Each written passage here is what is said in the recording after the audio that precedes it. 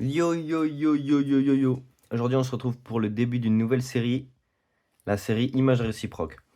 En fait, le concept, c'est très simple. Je suis allé sur la page Wikipédia de l'image réciproque et je me suis dit, je vais tout prouver.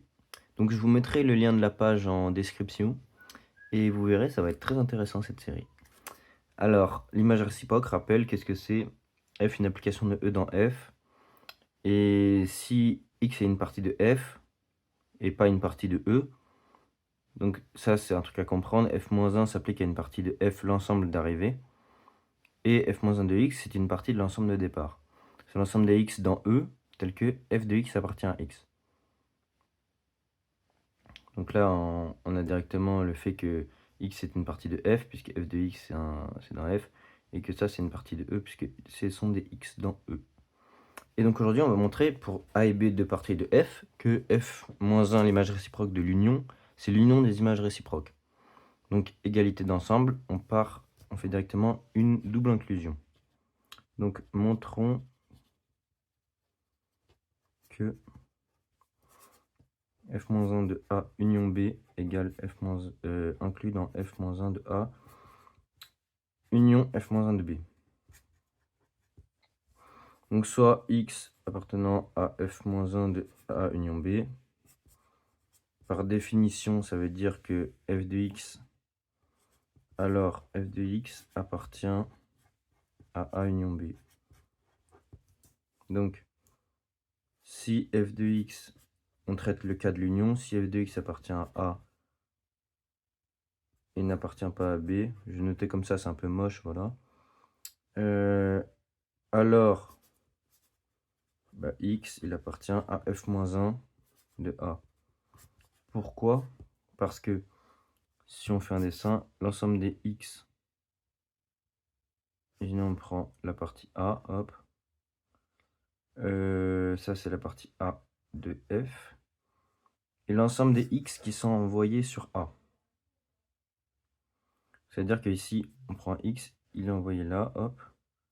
Lui, il est peut-être envoyé sur le même. Lui, hop, il est envoyé là.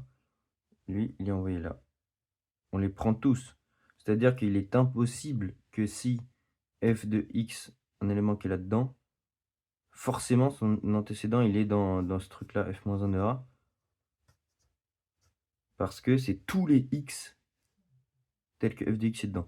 Donc c'est pas possible qu'il se trouve à l'extérieur. Bah non, forcément, il faudra améliorer cet ensemble et l'inclure dedans, puisque justement, cet x-là, quand on lui applique f de x, il est dedans. Donc forcément, un truc là-dedans, son antécédent est dans f-1 de A.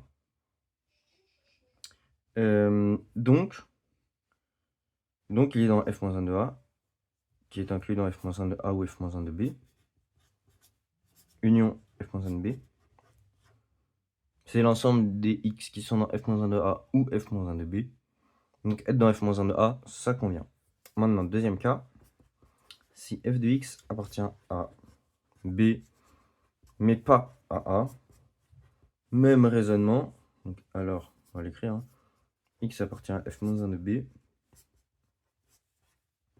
Voilà, donc on a montré notre premier sens.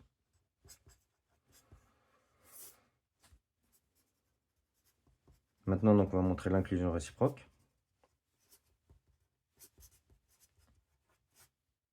Hop.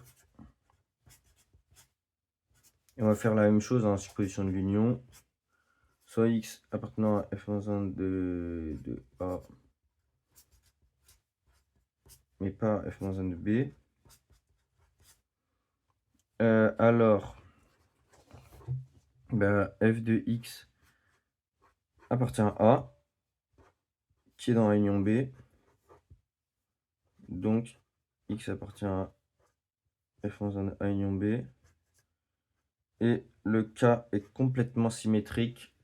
Si on prend x dans f-1 de B, mais qui n'est pas dans f-1 de A, alors il est dans f de x est dans B. Donc on peut corriger, hein, on peut mettre respectivement B, A, B, hop. Même conclusion. Et on a terminé l'égalité. Voilà, merci d'avoir regardé.